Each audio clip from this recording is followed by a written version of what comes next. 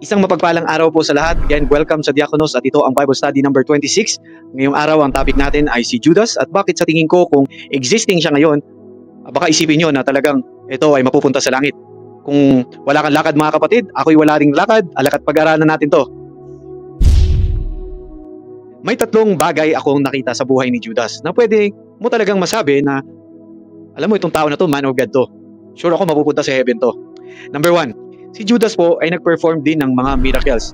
Naalala nyo si Jesus when he sent 12 disciples 2 by 2, giving them authority over unclean spirits. They also preached repentance, cast out demons, and healed the sick. We can read it in Mark chapter 6, verse 7 to 13. Number 2, napakalapit ni Judas kay Jesus. He followed Jesus for approximately 3 years at narinig at nakita niya ang mga teachings at miracles na pinerform ni Judas. I think in today's parlance, ito yung taong talagang hindi na absent sa church o kahit anong church activities, di ba? Number 3, Judas is trusted. Pinaniniwala ang trusted si Judas kasi nga naatasan siyang mag-handle ng money or ng money bag or finances ng movement nila. Number 4, an awareness of the betrayer. Mababasa natin sa John 13:21 to 22. It says, after he had said this, Jesus was troubled in spirit and he said, very truly I tell you, one of you is going to betray me. His disciples stared at one another at a loss to know which of them he meant. At this point, hindi nila alam talaga. Judas, they trusted really Judas to a point na wala talaga nakakaalam kung sino sa kanila ang magbe-betray kay Jesus. Mga kapatid, careful tayo kasi it's not always na ang outward appearance translate to what's within. Basahin natin sa Matthew chapter 7 verse 21 to 23. It says, hindi lahat ng tumatawag sa akin, Panginoon, Panginoon, ay papasok sa kaharian ng langit, kundi ang mga tao lamang na sumusunod sa kalooban ng aking Ama na nasa langit. Sa araw ng paghuhukom, marami ang magsasabi sa akin, Panginoon, hindi po ba kami ay nagpahayag ng mensahe niyo mula sa Diyos? Nagpalayas ng mga demonyo at gumawa ng mga himala sa iyong pangalan? Ngunit sasabihin ko sa kanila, hindi ko kayo nakikilala. Lumayo kayo sa akin, kayong mga gumagawa ng kasamaan. Sa araw ng paghuhukom, you cannot appeal for your salvation gamit ang works mo dito sa mundo. Eh bakit? Ito yung sinabi ni Jesus sa mga Pharisees. Let's read in Matthew 23:27 to 28. Woe to you, scribes and Pharisees, you hypocrites, for you are like whitewashed tombs, which outwardly appear beautiful, but within are full of dead people's bones and all uncleanness. So you also outwardly appear righteous to others, but within you are full of hypocrisy and lawlessness. Mga kapatid, it is possible na we could live a double life. Beautiful on the outside, but rotten in the inside. Sa puso, lahat nag-uumpisa yan, sabi ni James. But each person is tempted when he is lured and enticed by his own desires. Then the desire, when it is conceived, gives birth to sin. And sin, when it is fully grown, brings forth death. Maaaring marami ang ma-entrap sa kasalanan kahit ang mga pinakamalalapit na sa katotohanan. Ang pag-ibig ni Judas sa pera ay umakay sa kanya upang i-betray si Jesus, na nagpapakita kung paano ang kasalanan ay maaaring makasira o humantong sa espiritual na kamatayan. So ano ang gagawin natin? 2 things, kapatid. Need for genuine transformation. In Romans 12:2, it says, huwag kayong makiayon sa takbo ng mundong ito.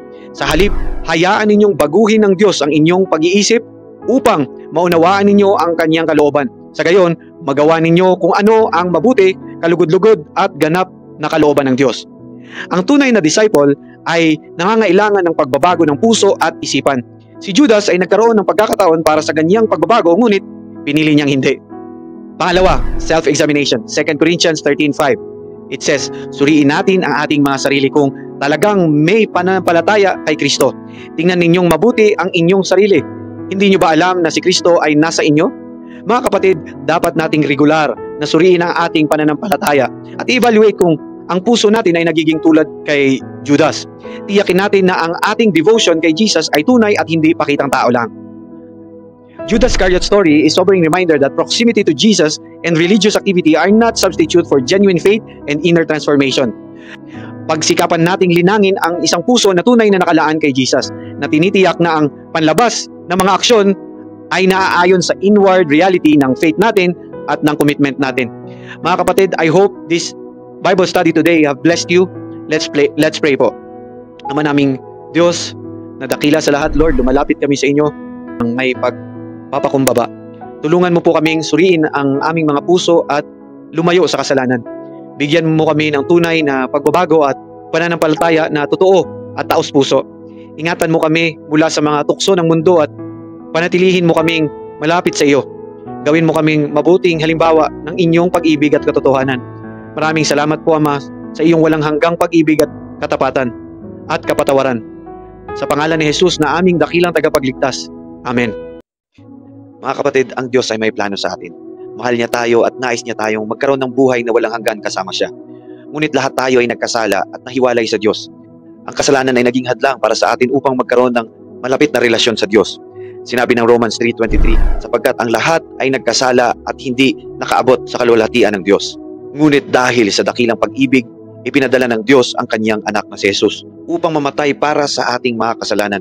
Sinabi sa John 3:16, sapagkat kayo na lamang ang pag-ibig ng Diyos sa sanlibutan, kaya't ibinigay niya ang kanyang kaisa-isang anak upang ang sinumang sumampalataya sa kanya ay hindi mapapahamak, kundi magkaroon ng buhay na walang hanggan.